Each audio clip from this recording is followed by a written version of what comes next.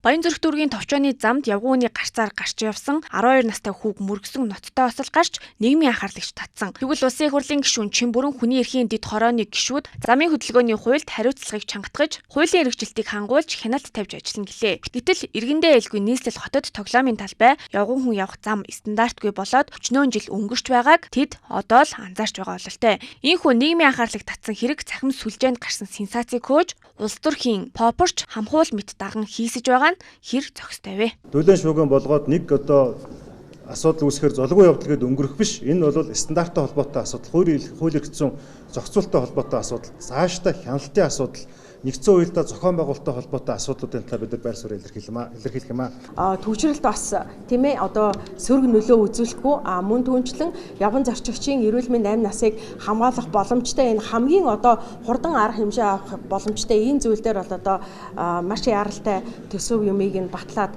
хэрэгжүүлэх ажлыг хийх шаардлагатай гэж үзэж байгаа. Хариуцлагагүй жолооч стандартгүй замаас олж 2024 онд 631 иргэн зам тээврийн ослоор насваржээ.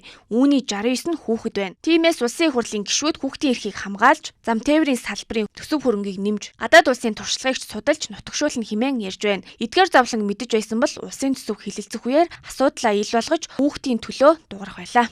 За нэгт бид хууль эрх зүйн орчныг сайжруулах гэж хэлж байна тийм ээ. Тэгэхээр хууль эрх зүйн орчноо дагаад санхүүжилттэй асуудал яригдана.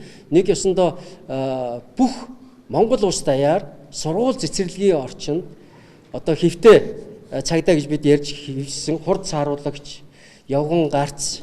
За дээрэс нь одоо сайн дураараа одоо эцэг эхчүүд ажилдаг энэ үйл ажиллагааг илүү одоо хуульчилж өгөх. 23 оны байдлаар 292 явган зорчигч зам тээврийн осолд өртөжсэн бол 24 онд 535 ботлоо огцом нэмэгдсэн байна.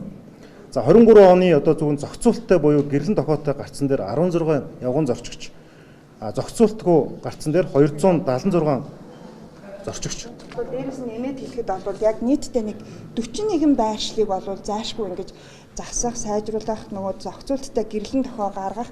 За дээрээс нь бас нэлийн төсвийн асуудал бол төсвийн мэдээллийг бас холбогдох мэдээллүүдийг ирүүлсэн хичнээн төрний төсвөөр яаж энэ ажлыг хийх боломжтой, ямар одоо нөөц байгаа юм бэ гэдгээ бол ирүүлсэн. Хүний эрхийн дэд хорооноос гэхэд Улаанбаатар хотод хамгийн их осол гардаг уулзвар явган хүний замд гэрлэн тохио хийж сайжруулах төсвийг нэмэх тал дээр анхаарна гэлээ.